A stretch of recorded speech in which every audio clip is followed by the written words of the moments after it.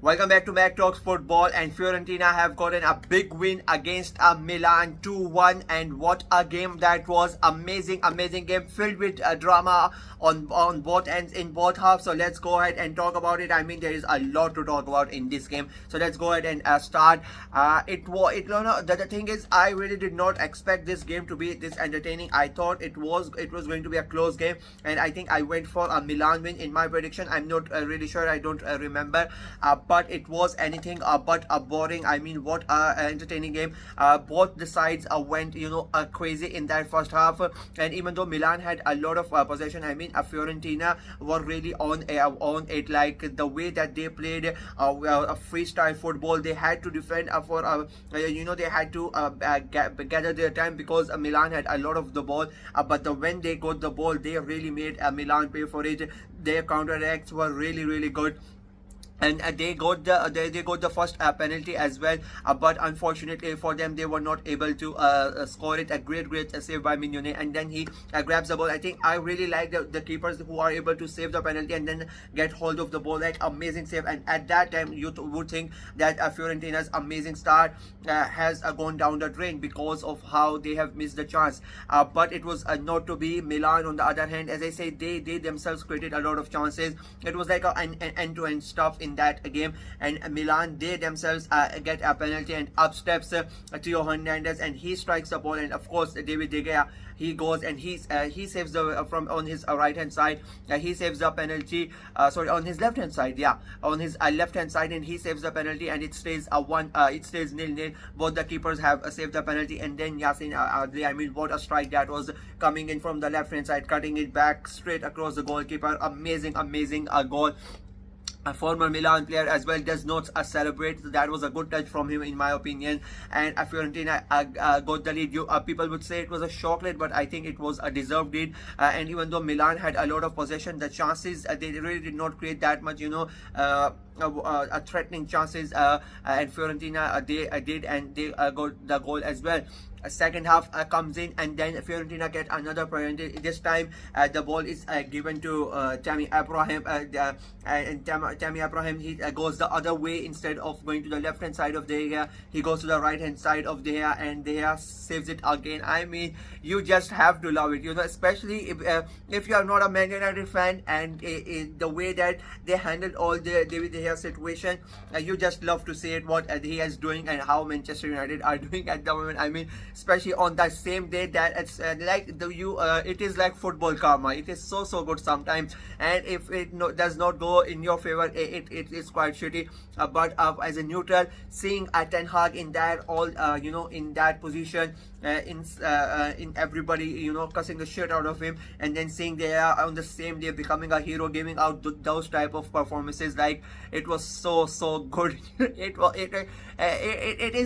is funny in a way, because I don't care about Fiorentina, to be very honest with you. As I was watching the game as a neutral, I don't care about United in a way. Like, of course, there is going to be banter. As an Arsenal fan, of course, I am not going to be happy about United doing good or something like that, but it is just, I think, in the fairness, the way that Man United, especially Ten Hag, treated here, I think, and to happen, these two things to happen on the same day, it was like footballing karma onto the next level. They saves that penalty. It stays 1-0, but then he's not able to save a terrific goal from Pulisic. Like, this was the thing, that both the teams were missing out on penalties, and then they were scoring goals like this. Yassin, they scored a great goal, and then Pulisic on the volley on the right hand side, the ball comes in from the left hand side. He's at the right hand side ball, and he volleys it past De Gea, and it is 1-1.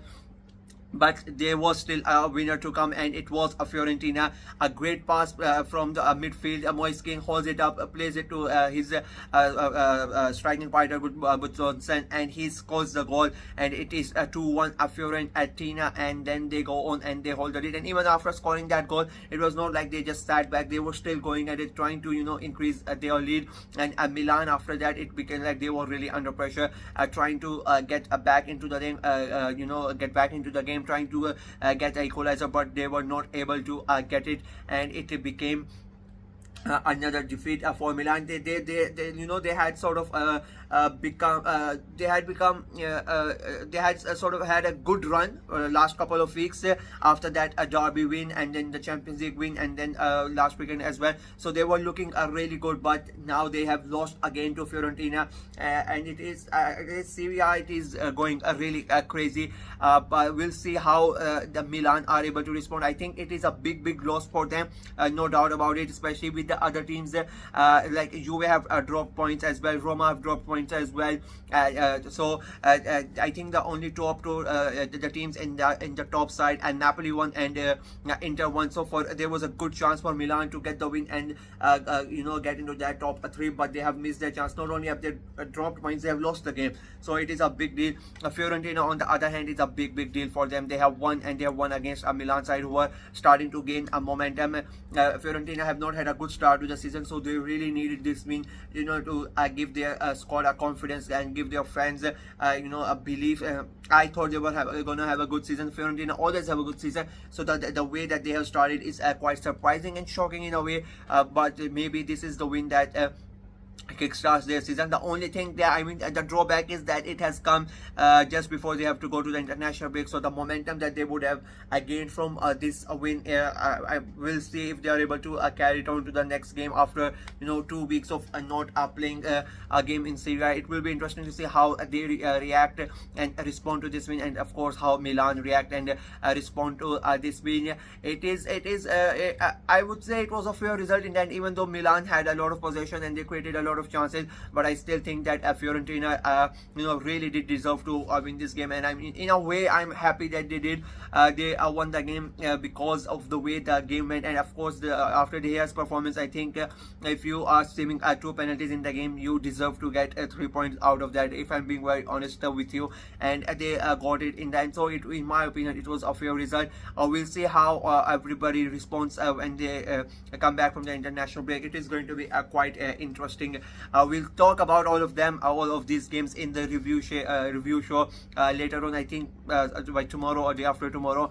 We'll see which league I go towards first, but we'll talk about all of them in detail in the review show. That's it from me in this video. Like the video, share it as well, click on the notification bell, and of course subscribe to the channel. We are trying to get to 400 subscribers by the end of this month, so please go ahead and subscribe to the channel. It is a big task, I'm not gonna lie, like 100 plus subscribers to 150 plus subscribers if my calculations get correct, but we are trying to get to that. So please go ahead and subscribe to the channel.